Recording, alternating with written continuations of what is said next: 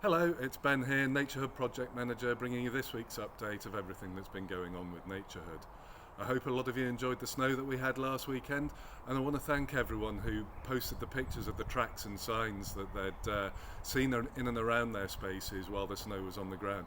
It just goes to show that even in the middle of winter, in the most wintry conditions, you can still see the signs of wildlife. In fact, it's even more easy to see them because obviously they're leaving such clear signs in the snow. Now we do have weather warnings for this weekend, and I hope that if it does snow where you are, you'll take the opportunity to see what's going on in and around your nature space. Now, me being the optimist that I am, I'm back on the signs of spring, and this week, I don't know if you'll be able to see this, but looking at the little cherry tree that we planted a few years ago, you can just sort of see that it's really itching to burst into blossom and into leaf now.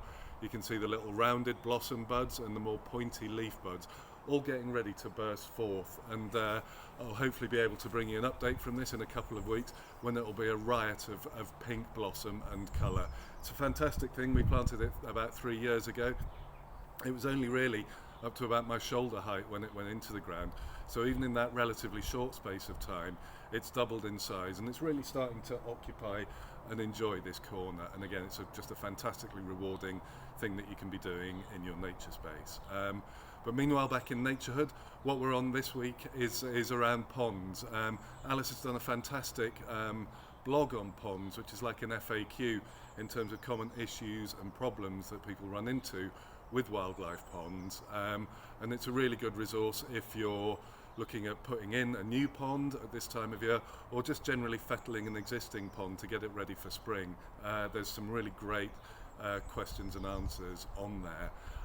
And we have a hot off the press announcement that towards the end of February we're going to be running another one of our Naturehood webinars with some fantastic colleagues talking about wildlife ponds, frogs and amphibians, and loads of things that you can be doing to encourage wildlife into your pond. We'll be publishing details of that webinar later on in the week, and I urge you to sign up and register because the last one was a great success. Other things that are going on this week, it is, of course, as of now, we're into the RSPB's Big Garden Bird Watch. If you haven't registered, you still can, and it's a great opportunity this weekend just to observe the birds and help contribute to some really important monitoring of species, abundance and diversity in the bird population in this country. So I'd really advise you and urge you to crack on and do that.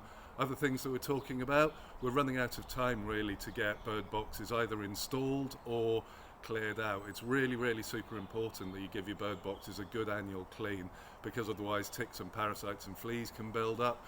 Don't use any products or detergents, just give it a good brush out, get all the bits and pieces out of there, and then a little sloosh round with boiling water just to give it a bit of a cleanse.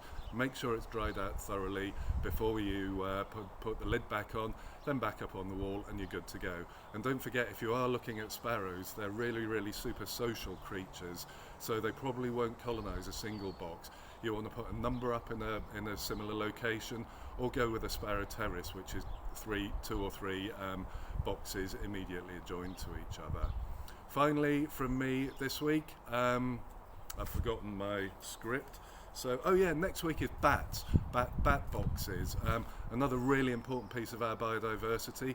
So moving on the wildlife housing theme, we're going to be switching from birds to bats, and tips on to how to design a box and install the box, and do your best to give bats a habitat as well. That's it from me. Have a lovely weekend. Look after yourselves. Bye.